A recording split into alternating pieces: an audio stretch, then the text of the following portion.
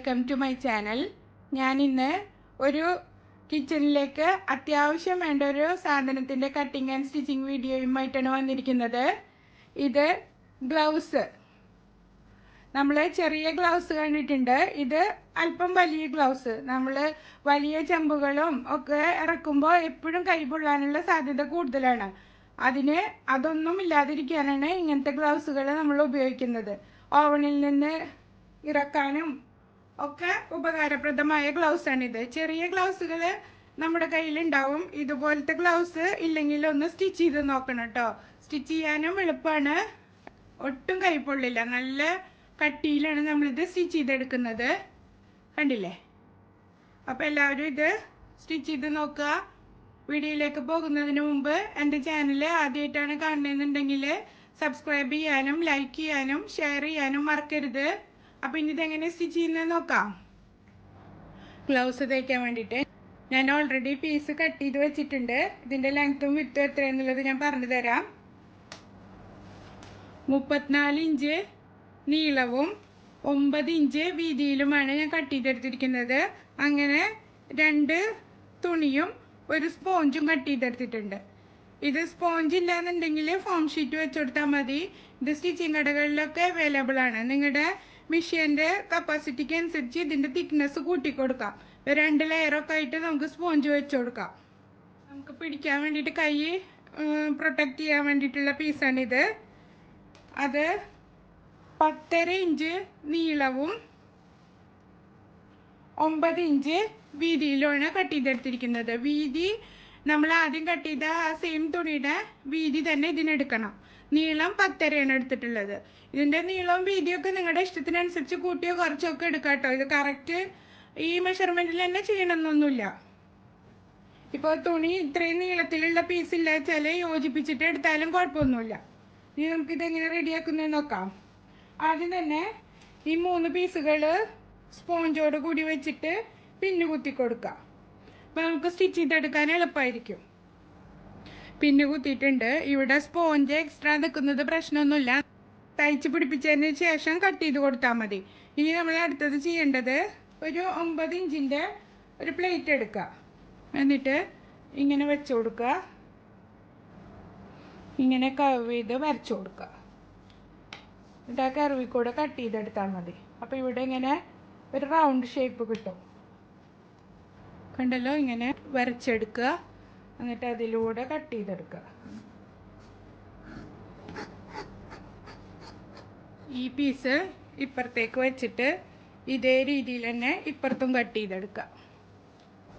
അപ്പോൾ ഈ സൈഡിലും അതുപോലെ തന്നെ കട്ട് ചെയ്തെടുക്കുക.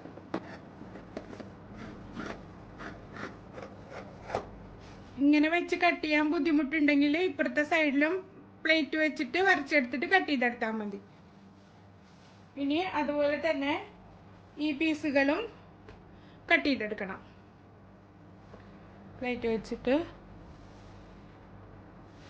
വരച്ചു കൊടുക്കുക. എന്നിട്ട് കട്ട് ചെയ്തെടുക്കുക.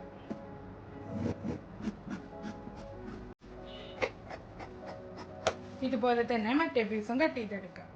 കണ്ടല്ലോ? ഇങ്ങനെ കർവായിട്ടാണ് കട്ട് ചെയ്തെടുക്കേണ്ടത്. അതുപോലെ തന്നെ ഈ പീസും സെയിം രീതിയിൽ കട്ട് ചെയ്തെടുക്കുക. എന്നിട്ട് ഇതിനെ നമുക്ക് ഈ സ്പോഞ്ചോട് കൂടിയിട്ട് ഈ 3 പീസും തയ്ച്ച് പിടിപ്പിച്ച് കൊടുക്കുക. സൈഡുകളിൽ നമ്മൾ പൈപ്പിംഗ് ആണ് ചെയ്യുന്നത്. അതുകൊണ്ട് ഇതിൽ വെച്ചിട്ട് പതിച്ചടിച്ചാൽ മതി. എല്ലാത്തിനും ലൈനിങ് കട്ട് ചെയ്യാൻ മറക്കരുത് കേട്ടോ. ഇതിനും ലൈനിങ് വേണം, ആ വലിയ പീസിനും ലൈനിങ് വേണം. കോട്ടൺ തന്നെ എടുക്കണം ഇത് ചെയ്യുമ്പോൾ. പ്ലെയിൻ തുണിയോ ഏതാ നിങ്ങളുടെ കയ്യിൽ ലൈനിങ് ഉള്ളത് വെച്ചാൽ ഇത്തിരി കട്ടിയുള്ള തുണി വെച്ച് കൊടുക്കുക. അത് മാത്രം ശ്രദ്ധിച്ചാൽ മതി. കാരണം നമ്മളിത് അടുപ്പത്തുനിന്ന് ഓവനിൽ നിന്നൊക്കെ ഇറക്കാൻ വേണ്ടിയിട്ടല്ലേ ഇങ്ങനെ തയ്ച്ചെടുക്കുന്നത്. അപ്പോൾ എപ്പോഴും കോട്ടനും ഇത്തിരി കട്ടിയുള്ള തുണിയും നോക്കിയിട്ട് സെലക്ട് ചെയ്യാതെ ഇത് സ്റ്റിച്ച് ചെയ്യാൻ. ഇനി നമ്മൾ ഈ എഡ്ജ് ഭാഗം സ്ട്രെയിറ്റ് ആയിട്ടുള്ള പീസ് വെട്ടിയെടുത്തിട്ട് പൈപ്പിങ് ചെയ്ത് കൊടുക്കണം. ഒരു 2 ഇഞ്ച് വീതിയിൽ ഇതിൻ്റെ നീളത്തിനനുസരിച്ചിട്ട് വെട്ടിയെടുത്താൽ മതി. എന്നിട്ട് പൈപ്പിംഗ് ചെയ്ത് കൊടുക്കുക. മറ്റേ പീസിൽ നമ്മൾ ക്രോസ് പൈപ്പിംഗ് ആണ് ചെയ്ത് കൊടുക്കേണ്ടത്. ഇതിന് സ്ട്രെയിറ്റ് പൈപ്പിംഗ് വെച്ച് കൊടുത്താൽ മതി. ഇനി ഇത് ഞാൻ പതിച്ചടിച്ചിട്ട് കാണിച്ചു തരാം. എല്ലാ പീസുകളും ഞാൻ സ്പോഞ്ചോട് കൂടിയിട്ട് പതിച്ചടിച്ചെടുത്തിട്ടുണ്ട്. എനിക്കൊരു ചെറിയൊരു അബദ്ധം പറ്റി. ഞാൻ ഈ ഡിസൈൻ ഇങ്ങോട്ടും ഈ ഡിസൈൻ ഇങ്ങോട്ടും ആയിപ്പോയി, തല തിരിഞ്ഞു പോയി. കുഴപ്പമില്ല, നിങ്ങളങ്ങനെ ഡിസൈനുള്ള തുണികളാണ് ചെയ്യുന്നതെന്നുണ്ടെങ്കിൽ അത് നോക്കിയിട്ട് കട്ട് ചെയ്തെടുക്കണം കേട്ടോ. ഞാനത് കട്ട് ചെയ്യുന്ന സമയത്ത് ശ്രദ്ധിച്ചില്ല. ഇനി നമുക്ക് ഇതിൻ്റെ സൈഡിൽ പൈപ്പിംഗ് ചെയ്ത് കൊടുക്കാം. സ്ട്രൈറ്റ് പീസായിട്ടാണ് കട്ട് ചെയ്യേണ്ടത്. ക്രോസ് പീസ് ഈ സൈഡിൽ പൈപ്പിംഗ് ചെയ്യുമ്പോൾ ക്രോസ് പീസ് ചെയ്യേണ്ട ആവശ്യമില്ല. ഇനി നമ്മൾ ഇങ്ങനെ റോങ് സൈഡിൽ ഇതിൻ്റെ നല്ല പുറം വെച്ചിട്ട് സ്റ്റിച്ച് ചെയ്തെടുക്കുക. എന്നിട്ട് ഇപ്പുറത്തേക്ക് മറിച്ചിട്ടാൽ മതി. ഇങ്ങനെ സ്ട്രൈറ്റ് സ്റ്റിച്ച് ചെയ്യുക. ആദ്യം ഒരു 1/2 ഇഞ്ച് തയ്യൽ തുമ്പിൽ സ്റ്റിച്ച് ചെയ്തെടുക്കാം.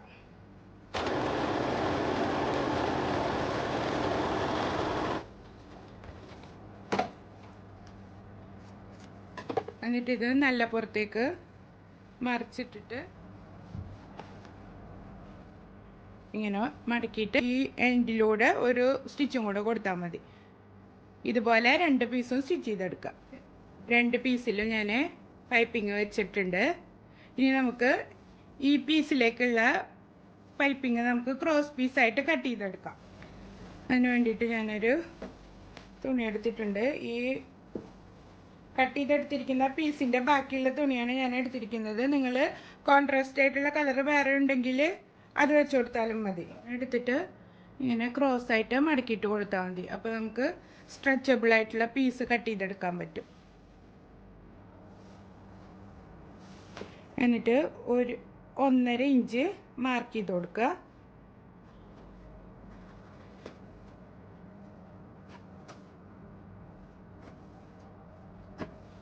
എന്നിട്ട് ഇത് നമ്മൾ കട്ട് ചെയ്തെടുത്താൽ മതി.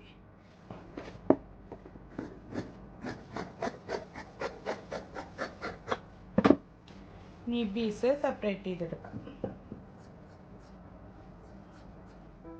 ഇനി ഒരു 2 പീസും കൂടി കട്ട് ചെയ്തെടുക്കാം. ഞാൻ പീസുകൾ കട്ട് ചെയ്തിട്ട് യോജിപ്പിച്ചെടുത്തിട്ടുണ്ട്. നമ്മൾ കട്ട് ചെയ്തിട്ട് പീസുകൾ യോജിപ്പിച്ചിട്ട് അതുമ്മ വെച്ച് നോക്കുക കറക്റ്റ് ലെങ്ത്തിലുള്ളതായിട്ടുണ്ടോയെന്ന്. അതിനനുസരിച്ചിട്ട് പീസുകൾ കട്ട് ചെയ്തിട്ട് യോജിപ്പിച്ചെടുത്താൽ മതി.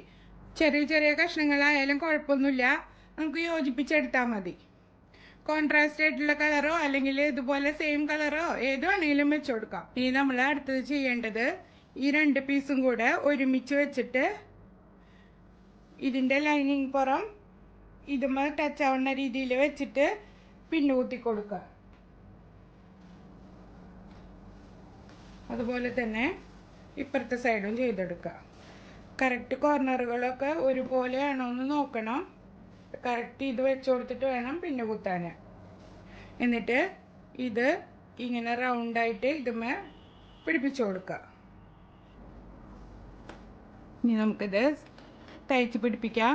ആദ്യം ഇവിടെ ഒന്ന് ലോക്ക് ചെയ്ത് തയ്ച്ചു കൊടുക്കണം.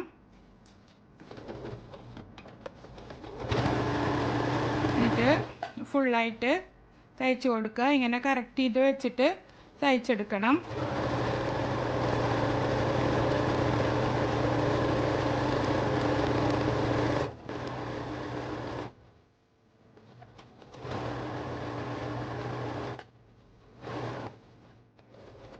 സ്റ്റിച്ച് ചെയ്തെടുത്തിട്ടുണ്ട്. വേണ്ട, സ്റ്റിച്ച് ചെയ്ത് കഴിഞ്ഞ് ഇനി ഇതേപോലെ തന്നെ അപ്പുറത്തെ സൈഡും തയ്ച്ചെടുക്കാം. 2 സൈഡും സ്റ്റിച്ച് ചെയ്തെടുത്തിട്ടുണ്ട്. ഇനി നമുക്ക് പൈപ്പിംഗ് ചെയ്ത് കൊടുക്കാം. പൈപ്പിംഗ് ഒരു സൈഡിൽ നിന്ന് സ്റ്റാർട്ട് ചെയ്തിട്ട് ചെയ്ത് തുടങ്ങാം. നമുക്ക് ആദ്യം ബാക്ക് സൈഡിൽ വെച്ചിട്ട് തയ്ച്ചെടുക്കുക. എന്നിട്ട് ഫ്രണ്ട് സൈഡിലേക്ക് മറിച്ചിട്ട് കൊടുക്കാം. ഈ എൻഡിലൂടെ തയ്ച്ചെടുക്കുക. എന്നിട്ട് അപ്പുറത്തെ സൈഡിലേക്ക് മറിച്ചിട്ട് കൊടുക്കുക.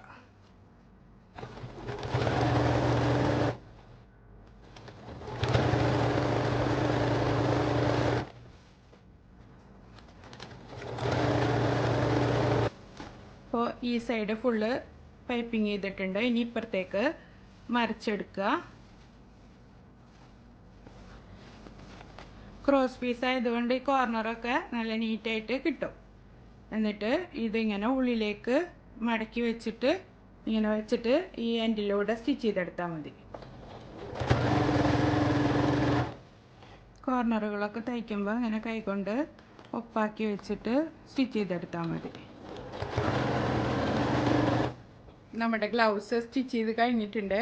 ഞാൻ ചുറ്റുപുറം പൈപ്പിങ് ചെയ്തിട്ടുണ്ട് കേട്ടോ. ഇങ്ങനെ നമ്മൾക്ക് കൈ കടത്തിയിട്ട് ഈസി ആയിട്ട് അടുപ്പത്തു നിന്നൊക്കെ ഇറക്കി വയ്ക്കാൻ പറ്റും.